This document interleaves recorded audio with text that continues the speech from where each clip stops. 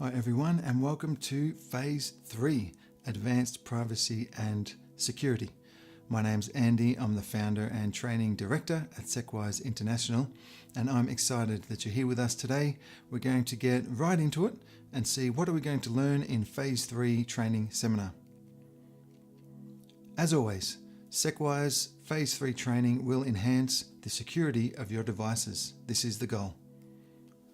Gain knowledge and awareness needed to operate more securely.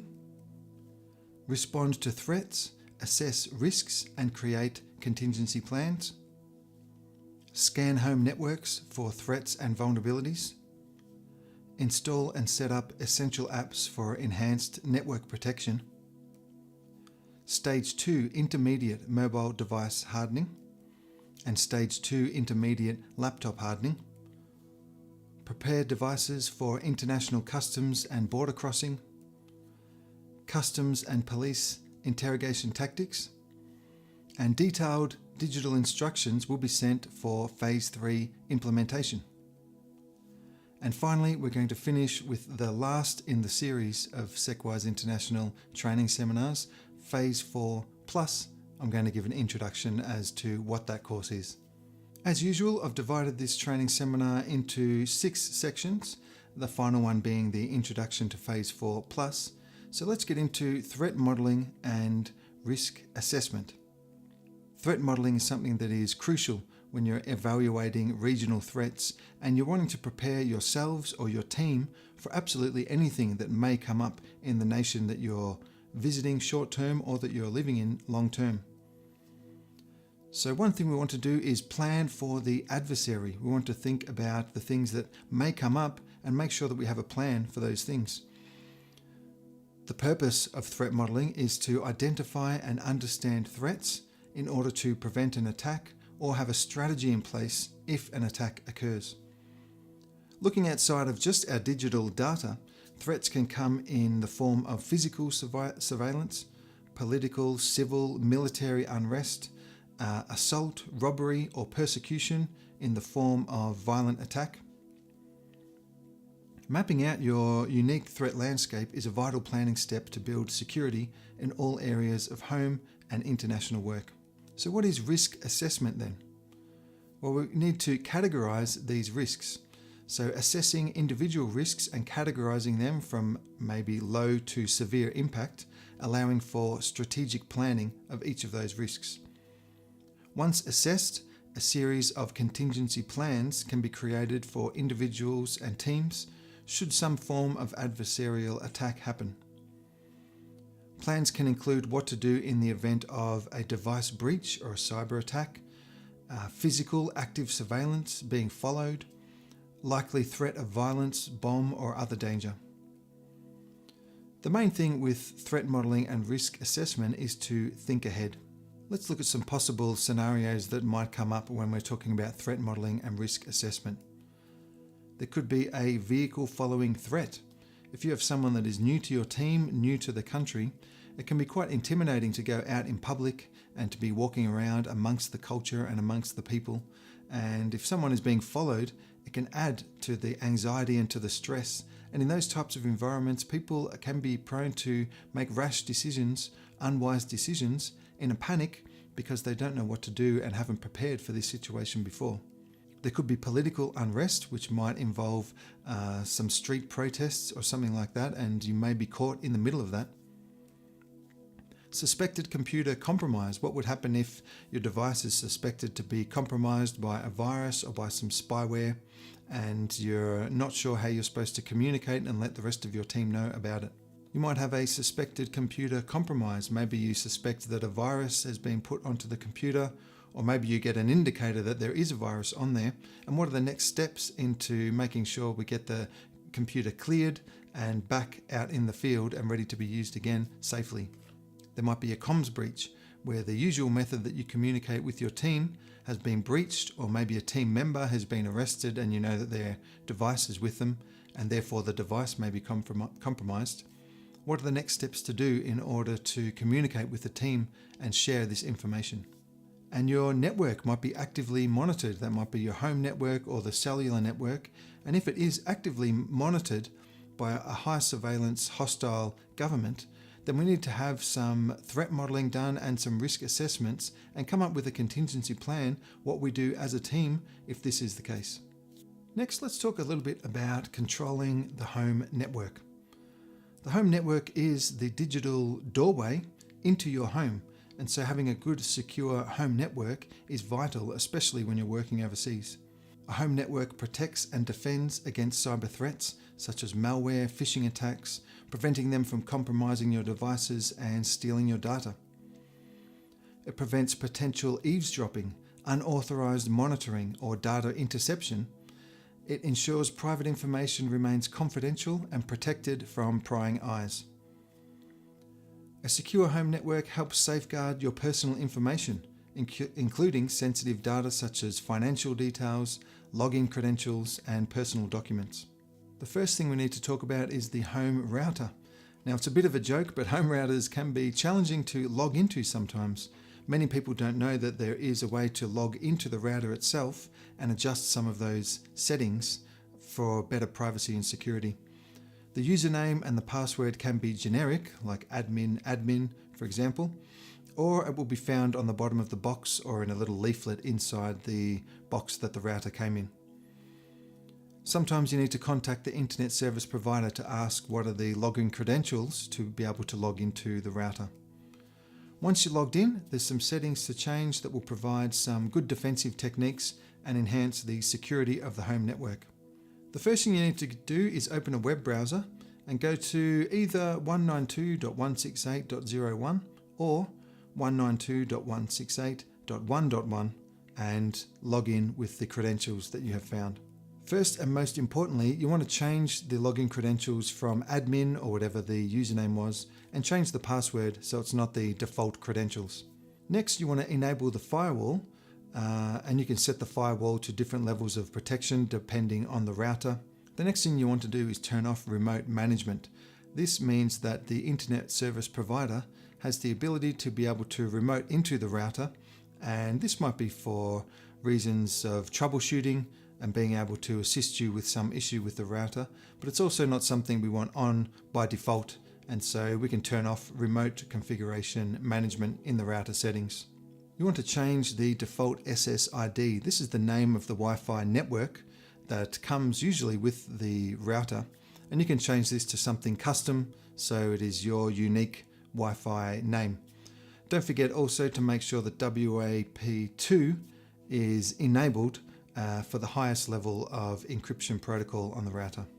In some circumstances, you may be able to do just a preliminary scan.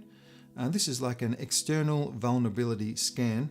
It's quite basic, but it does give you an overview of what your router looks like to a potential external hacker or an adversary who is looking to try to get into your home network. So there are some easy tools which can be used to scan the home network to look for these vulnerabilities. Pen Test Tools offers a free, and it's a light scan, to check for open ports on the network.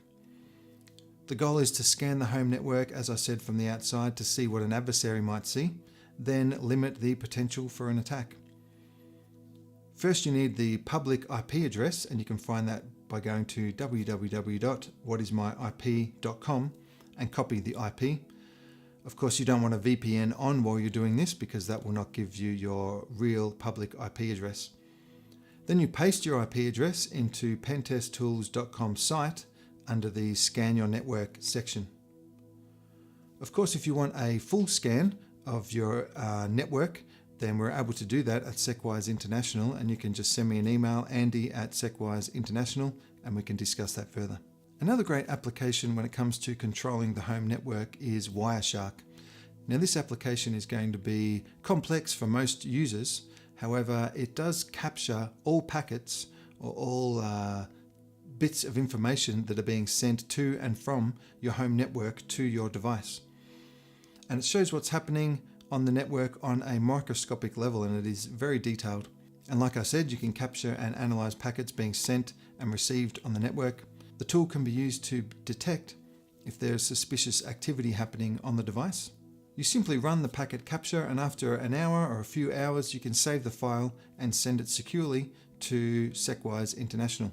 To run the packet capture, you can download Wireshark.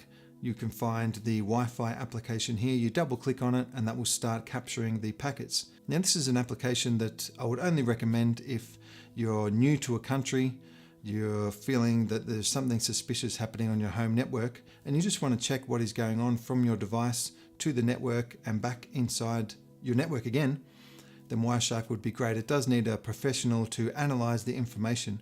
So you can run this for a couple of hours and then send it to SecWise International or any other networking expert, and they can have a look and see if there is something suspicious going on your home network. Let's talk about some of the issues with internet service provider provided routers. That is the routers that you get if you're getting an internet package with Telstra or Optus if you're in Australia, and they will send you a router as part of the deal. And this is a router from Telstra itself, and some of the issues with these routers is, first of all, they have limited security features. So they have limited firewall settings, no support for customizing controls, no IDS or VPN settings as well. And there is potential privacy concerns. Internet service provided routers might include features that collect internet usage data or the ability to remote access into the router. So if you're living overseas, this is something you definitely need to take on board and look for a third-party router. Performance. ISP routers lack the Wi-Fi range, the advanced network features, and the overall performance compared to third-party options. And finally, as we've briefly touched on, there is the potential for surveillance. Under highly controlled regimes, the ISP routers can be used as surveillance devices to spy on users. Next, we're going to look at Stage 2 mobile device hardening. First of all, let's do a quick mobile device hardening checklist from Phase 1. The device operating system and apps are up to date and set to auto update. The security and privacy settings from Phase 1 have been implemented. The secure apps are installed and used. A secure messenger, I would say a minimum of one. A secure browser. VPN is installed and running if necessary. You have a password manager set up like Bitwarden. And you have a secured email unless you're living outside of Australia, in which case it's better to access your secure email through the web browser on your laptop. Your unused and non-essential apps are deleted. App permissions are checked regularly, and Wi-Fi and Bluetooth are turned off when not in use and when leaving the home or office. Next, I wanted to give some small tips but big security wins before we go into mobile device hardening. One small tip is set up only non-sensitive everyday email accounts on the phone. As I just suggested before, it's much better to just have your regular emails, your everyday emails on the phone, especially when you're traveling, and keep your secure emails and your secure communications only accessible when you're at home. You open your laptop, you log into your web browser, then you can log into your secure email from there. Keep secure messenger apps clean from any potential sensitive information and delete chats regularly. Apps like the Session Messenger have disappearing messages which you can send, and once the receiver has had a look at the message, it can delete by itself after a minute, 2 minutes, 10 minutes, whatever it might be. Lock sensitive apps like a messaging app, your two-factor authentication app with a PIN, and where possible, don't use biometrics. Use a privacy screen protector to stop potential bad actors from seeing your screen activity, entering PINs, banking information, etc. And here's an example of two phones. One has a privacy screen protector on it, the other doesn't. Looking from this point of view, you can't really tell which one is which because we're looking directly at the phone. But if you look on just a slight 45-degree angle, you'll see one of them is not visible to see the screen and the other one is. Obviously the one that's not visible is the one with the privacy screen protector on top of it. Okay, let's look at some more things we can do for mobile device hardening. As mentioned, we're going to bring up two-factor authentication again because it's just vitally important. It requires you to provide two separate means of identification when you sign into your online accounts. Using two-factor authentication requires someone to have both your password and your phone to get into the account. This makes your account much harder to hack and hijack. So if I'm logging into my Microsoft Office I go to the browser, I go into Microsoft Office, I put in my username and my password, but then Microsoft asked me for another authenticating code, and that is sent to my two-factor authenticator app. And so I open the app and it has a generating number, 6-digit number. Every 30 seconds it's changing. I need to grab that 6-digit number, put it into the Microsoft section there, and then that will get me into the Microsoft system.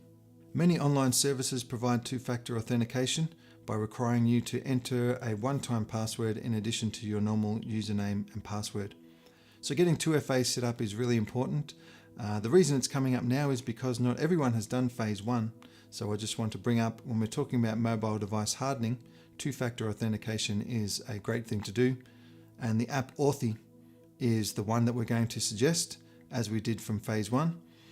It's simple to set up. It has secure cloud backup, multi-device support. You can use it on your MacBook, on your iPhone, on your Android device.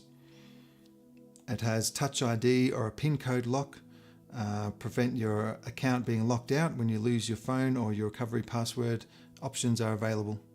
You can sync Authy across all of your devices, and this is a great option if syncing is needed. Secure Messenger for cross-cultural teams. The Session app is one of the best apps, if not the best app, for secure messaging on the market at the moment. It's end-to-end encrypted messenger. It minimizes sensitive metadata. It's designed and built for people who want absolute privacy and freedom from any form of surveillance. No phone number to register, no digital footprint. It's open source and it's censorship resistant. You can use it on Android, Apple iOS, Windows, Mac and Linux. It's ideal for small teams or ministries that require a highly secure and anonymous communications in difficult nations, and globally communicating into these nations as well. So not just for people who are on the ground going into some challenging regions, but also if you're serving or working in a Western country, but you're wanting to communicate with people on the ground in these challenging areas, then the Session app would be an excellent choice. Just like we touched on before with firewalls on the home network, there are types of firewalls we can get for mobile devices as well. Android has a great firewall called Tracker Control.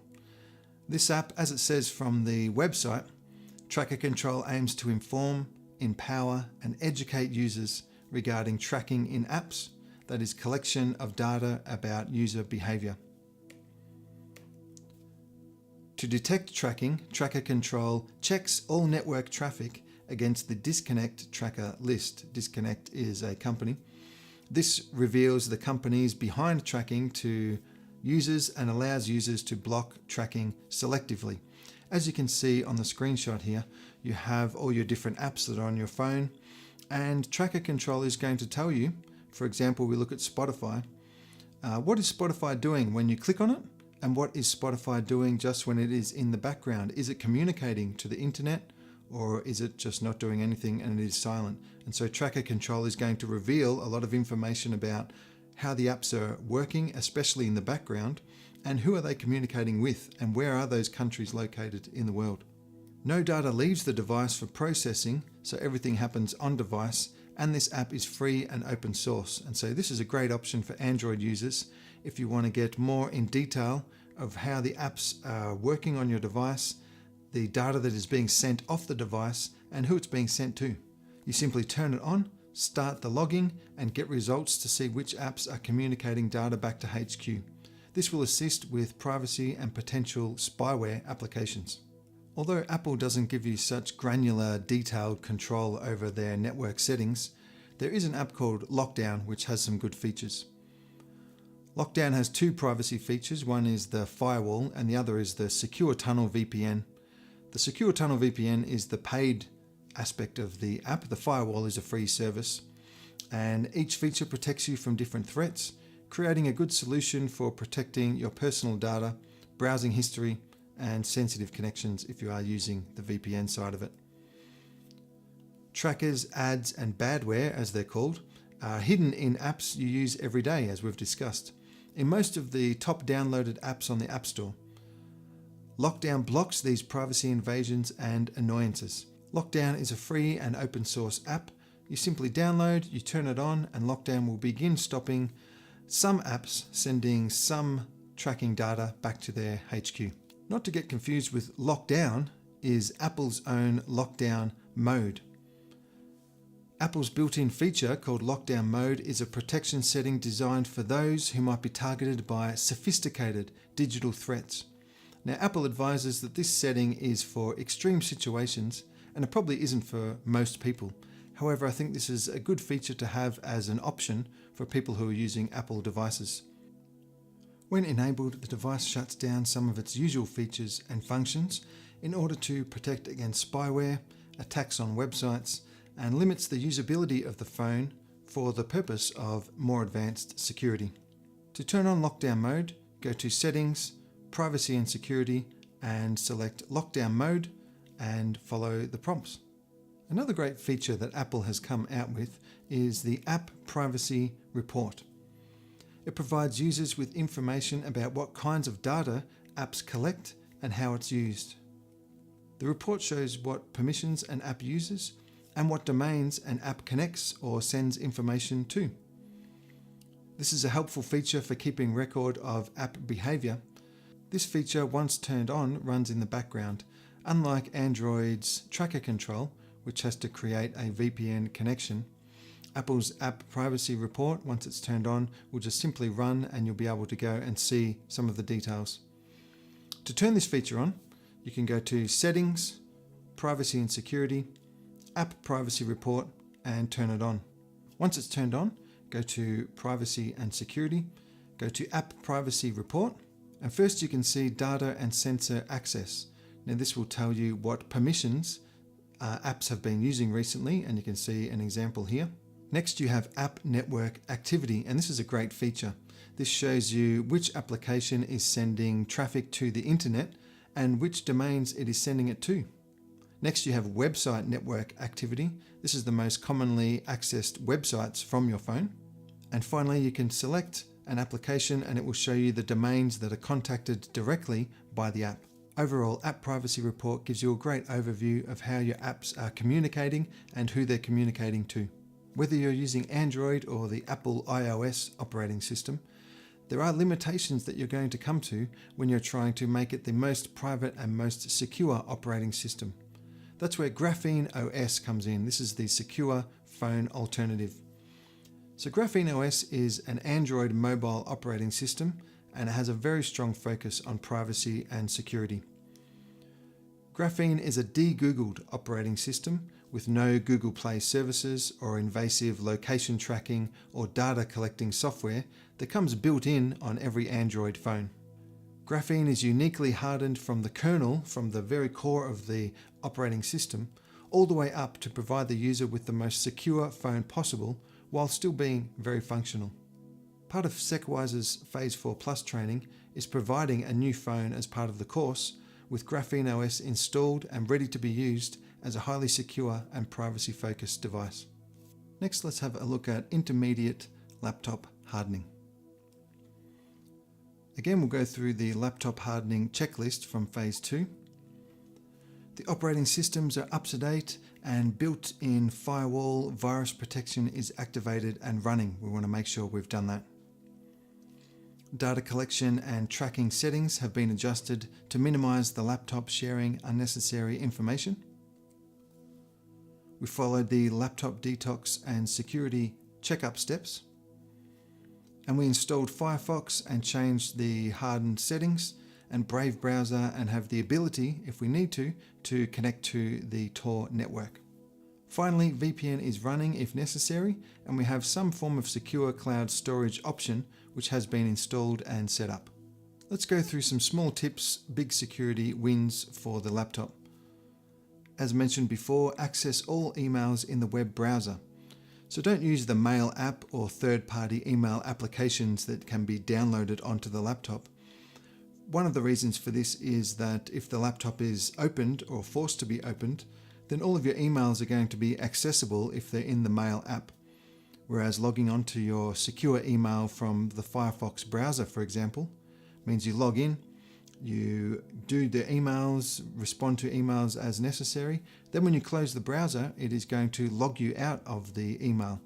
So if the laptop is forced to be opened, you're not automatically signed in to your secure email service. We can check the startup apps and turn off unnecessary apps that launch at login when the device is first turned on. To do that on Windows, you go to the settings, you go to apps on the left hand side, you go to startup, and there you'll see the list of apps that start when the computer is turned on. For Mac, you go to General and you go to Login Items and you turn off apps as necessary. A great intermediate security feature for laptops is to set a power on password to secure the laptop in the event that it is taken or confiscated or stolen. What that means is when the laptop first turns on, before it checks the USB drives to see if there's a USB to boot from, before it does anything, it requires a password to be put in first before it goes any further. This can be a little bit tricky to get to on Windows laptops, but there is an example here on an Asus laptop, and you need to hold some key, whether it's F12, F9, something like that. You may need to look it up for your particular model. You hold down this key and you turn on the laptop, then it will boot into the BIOS area of the laptop. From here you can set an administrator password or a boot up password, and that means when you first turn the laptop on, before anything happens and before any attempt to be able to get into the device may occur, the password must first be put in. This is a great security win for the laptop. It also can be done on Mac just as easily by booting up the Mac and holding the, I believe it's the command or the option key, and then you'll also enter the pre-boot system and you can set up a pre-boot password.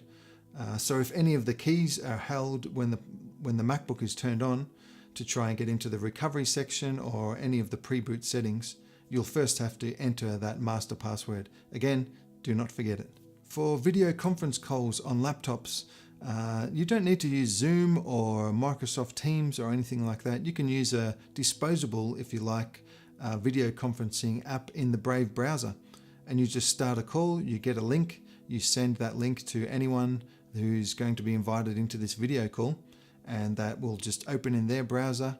It's all anonymous. You can have your video call and then everything is deleted when you finish. If you need to use the big tech cloud services like iCloud, OneDrive or Google Drive, maybe for your work or company purposes, you can get Boxcryptor or Cryptomator. These are third-party applications, and what they do is they create a encrypted file or encrypted folder, inside the cloud storage. And so if Apple or Microsoft or Google is going to perform a scan on your cloud storage, they won't be able to see the contents of this folder. And so this adds an extra layer of privacy if you need to store files or documents within these big tech cloud storage systems. Okay, let's go through some laptop hardening strategies. First of all, Microsoft have a user account control. The user account control is a safety feature in Windows that prompts a user when they are making changes to system settings or launching an app that could potentially make those changes by itself. The default setting for the user access control in Windows 11 is set to medium, but to harden your operating system, you can increase this to maximum. To change this setting, you can go to the Windows icon, then type Control Panel, hit Enter. You'll then go to System and Security, change User Account Control Settings, and here you're in the User Account Control and you can slide the fader there up to maximum. Next is network monitoring software. This is software that you can download and install onto your laptop, and it's going to provide some great information regarding your computer's network. You're going to get real-time monitoring of internet traffic going to and from your device. You're going to get alerts and notifications for security threats and potential data breaches.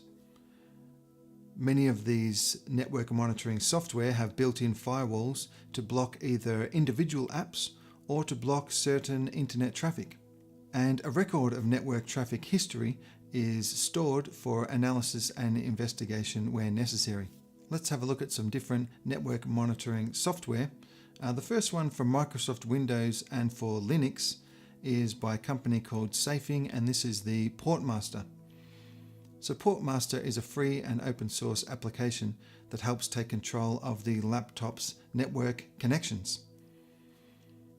So the app monitors all network traffic in and out and gives the user the ability to block and allow connections or set up an automated firewall. You can configure settings for different networks, the home network versus the public network, or a suspected hacked network, and Portmaster will adjust the settings to secure the network traffic to and from the laptop. A great network monitoring software for Microsoft is Glasswire. Glasswire again is a network monitoring application with some great security and privacy features. And something I love about these network monitors is the graphical interface.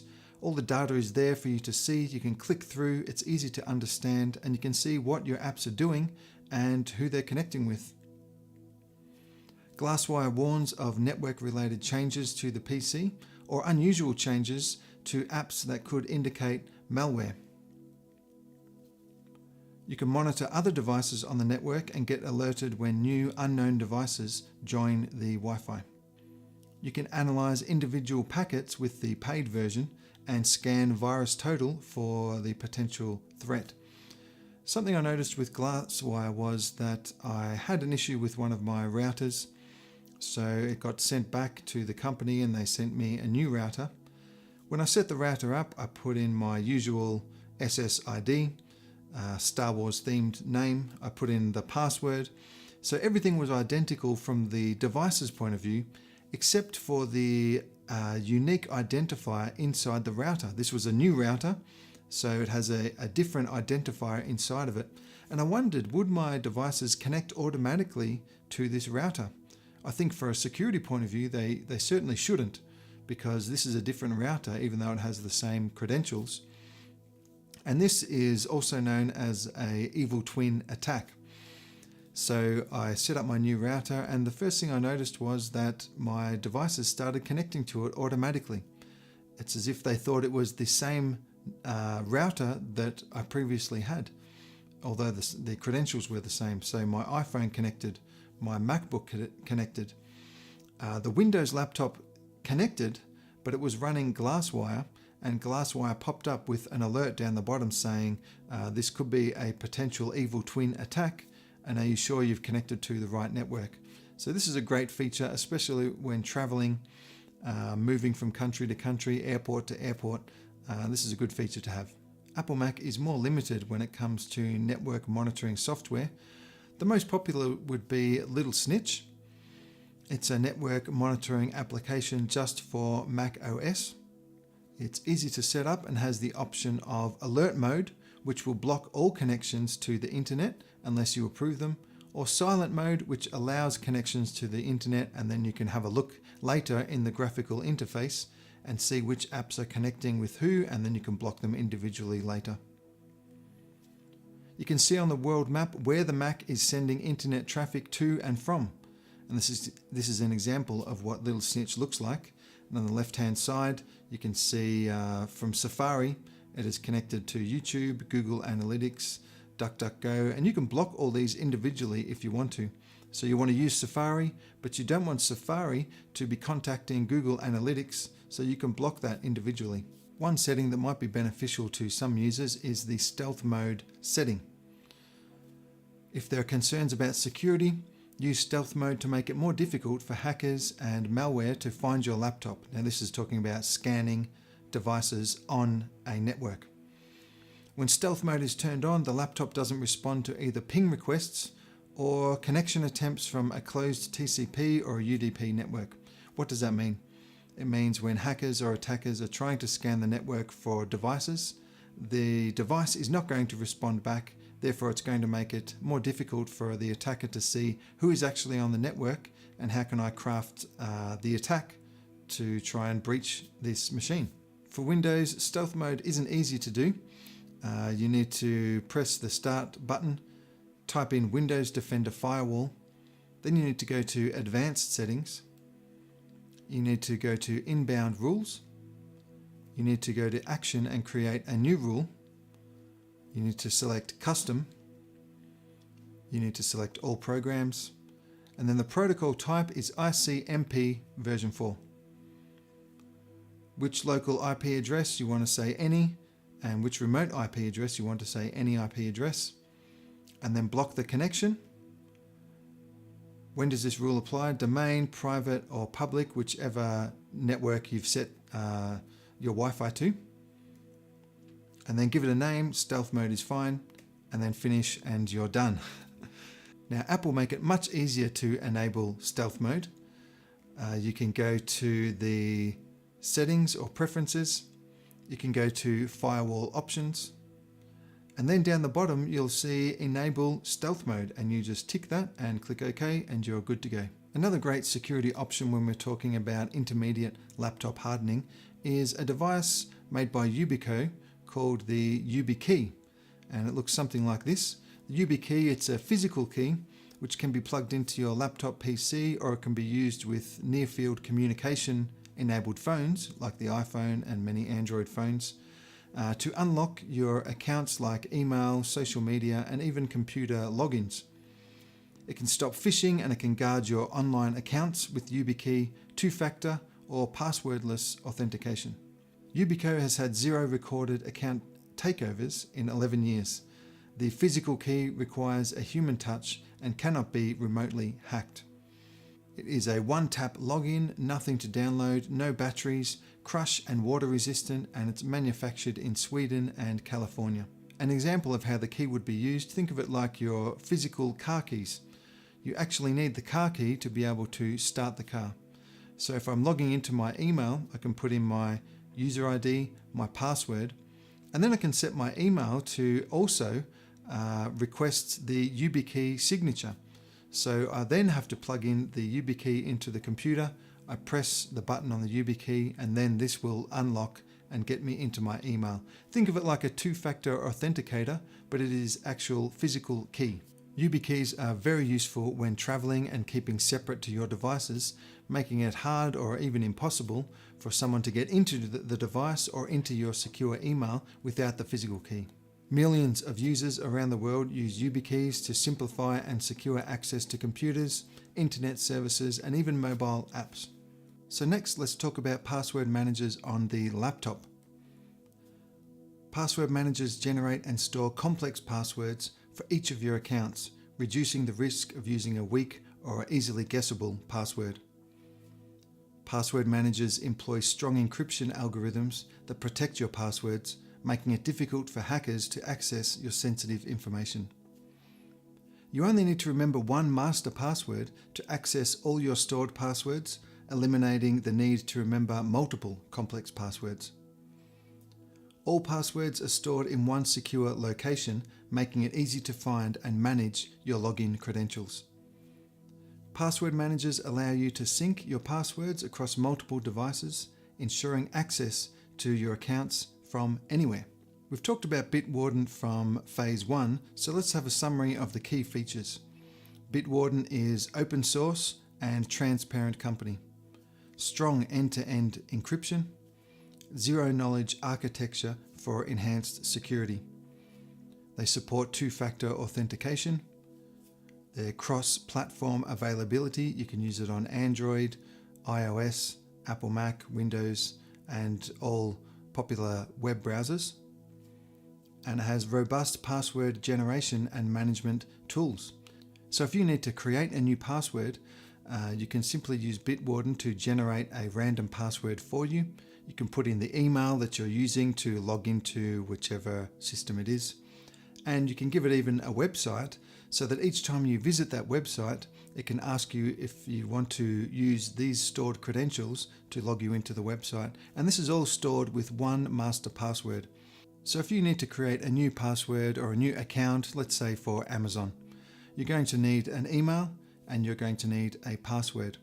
So Bitwarden will allow you to put in the email of your choice, and then it will generate a complex password for you, and you can set it to 10, 15, 20, 30 digits, symbols, characters, and it will generate it and it will save it in the secured vault. You can do this with all your accounts, and then all you need to do is remember the master password, one password, to the vault, and you have access to all of your complex passwords and all your login account information for everything that you log into. So we're going to take a bit more of a deep dive into Linux operating system. With the limitations of privacy and security on Windows and Mac, although we've implemented many big security wins, some situations may require utilizing the Linux operating system. We're going to set up and run a Linux OS named Kodashi. We can do this on Windows or Mac via the software called VMware. This will open Linux OS in a new window, just like opening a web browser, for example. Within the window, we can make use of the strong privacy, security, and anonymity of Linux Kodashi. Some situations which this would be beneficial or essential are challenging nations with regular internet blocking, censorship or unrest, high surveillance nations where you want to send regular communications, but you're not sure if sending it through your regular Windows or your Apple Mac operating system is going to be safe and secure. The following steps are going to install VMware on a Windows laptop. Once you've downloaded VMware Workstation from the VMware website, you'll tick these settings here. You'll check for product updates. You will add to the Start menu Programs folder if you want to, and then click Finish. You'll restart your computer. You can use VMware Workstation for free, you don't need a license. And now we're going to create a new virtual machine. We're going to install disk image file ISO. We click Browse. Now this is where we've downloaded Linux Kodashi from the website provided in the notes. We click Next. We select Linux, Ubuntu 64-bit. We can give it a name, you can call it Kodashi. Maximum disk size can be 20 gigabytes and you can store virtual disk as a single file. You can customize the hardware to give it a bit more RAM or some more processors, so I like to set it to 4 gigabytes. And the processors, depending on the number of cores you have, I set mine to 6. Hit Close, hit Finish, and then you can play the virtual machine. Now this will take you through the installation process. One of the things with Linux Kodashi is it doesn't need to be installed. It can run as an operating system, and then when you close it down, it's going to delete everything that you've done and you start fresh again when you run the virtual machine again. So this is called Legacy Live Mode. It boots in, and as you can see, there's my Windows computer here, my Windows operating system. You can see the Start menu down the bottom, all the icons that I have down there. And then inside this window, you see there's another operating system. And this is running Linux operating system as a virtual machine. It's running within Windows. It's not running on the computer all by itself as its own operating system. It's running within Windows, and this is a great way to get some experience and hands-on playing around with Linux. The great thing about Linux Kodashi is it's made for privacy and security and all the things that we've talked about, getting those urgent communications out. You can see your model down here shows the ISP, VPN, Tor, DNS crypt. That's how the traffic is being routed at the moment. Then you can power it off in the bottom right hand corner and you're done. Once you've sent your urgent session message, which you'll find the session app in Linux Kodashi, or you've logged into your secure email and you've sent that urgent communication, you can just close down Linux Kodashi, and then all evidence that you have performed this task has been completely deleted. So if someone is coming to your house and they're going to take your laptop or something like that, they won't see that you have just sent this secure communication. If you want to do this entire procedure on Apple Mac, you just need to go to the VMware website. It does require you to register, set up with an account, email and a password. That would be a great time to start using Bitwarden and get a secure, complicated password set up. And then you can download the software from there by following the prompts, and pretty much everything else is the same. Just make sure you go to Linux Kodashi website in the notes and download the Linux Kodashi ISO file that you'll need for VMware. Next, let's go to Customs or Police Scenario Preparation. Now, there can be many challenges when you're traveling internationally. I've certainly had my fair share of traveling around the Middle East, where you get put in a position where you're asked to hand over your device, or you're asked some very challenging questions. And it's good to be prepared before you get to this stage so that you're mentally ready to answer any questions or any lines of questioning that may be problematic for you. First, applications. We want to remove secure messaging apps and back up if we can. We want to temporarily delete social media apps while traveling and remove any misleading photos that might give the wrong impression when you're entering a new country. Email. We want to remove the secure email app with the sensitive communications on it, and we can always reinstall it later when we're safely in the destination country if we need to, or we can stick with accessing our secure email only from the web browser of our laptop. But the email that you use to purchase the flights should not be the same secure email that you use to communicate with your teams or your work, for example. This should be just the regular everyday email that you use, and that will stay on the phone so you can bring up, of course, your flight details if you need to while you're traveling between countries. Biometrics, if they can be disabled while you're traveling, is a great idea. You can set up a 6-digit PIN instead, and this is because in some countries the legalities are that biometrics don't need to be requested, they can be forced from an individual, whereas a 6-digit PIN cannot be forced in many situations to be put into the phone. The device can be powered off while you're traveling as well for enhanced security. When you turn it back on, it's not going to try and log into the phone with the Face ID or with the fingerprint. It's going to ask for the PIN first to get you back into the device. So this can be a great security win while you're traveling as well. If you've ever been pulled aside for a customs or a border police interview, that can be a very daunting and nerve-wracking experience. And so I wanted to offer just some advice on how to handle these situations. Now, of course, we're wanting to be integral and we're wanting to be honest and genuine when we're traveling, and we're not trying to do anything nefarious when we're going from country to country or when we're entering somewhere new.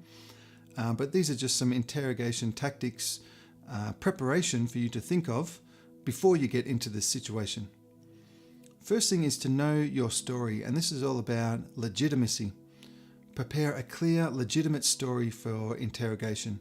What's the purpose you're in the country, the places you're planning to visit, any names of known associates, of course, people that you don't want to get in trouble, that you have, again, legitimate connections with and legitimate reasons for entering the country. It's really good to get the story down before you get into this high pressure situation.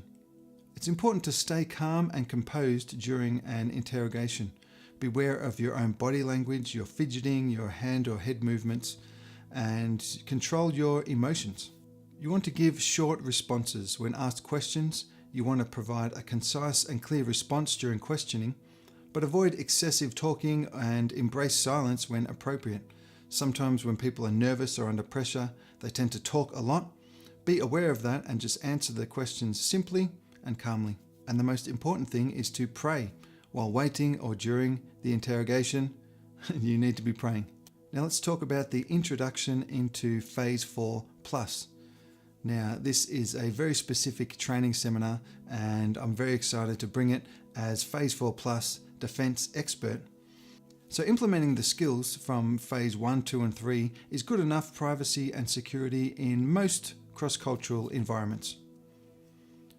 But Phase 4 Plus caters to workers needing a robust security and anonymity, especially in closed nations or very unique security challenges. Traditional operating systems like Windows, Mac, iOS, Android have limitations, and this prompts a shift to privacy-enhanced devices. Phase 4 Plus will provide 2 highly secured devices. You'll get a Google Pixel phone with the Graphene operating system, and you'll get a Dell XPS 13 running a secure Linux operating system. The devices come pre-configured with essential security features like strong encryption, firewall, VPN, and only secure applications are installed. If you want to know more about Phase 4 Plus, you can contact me at andy@secwiseinternational.org. Well, that brings us to the end of Phase 3 training seminar. I'm so glad that you've been able to secure your mobile device, your laptop, and learn about all these other things of traveling internationally and staying secured. If you have any questions, feel free to contact me anytime, andy@secwiseinternational.org. Thanks so much for joining me, and stay secured.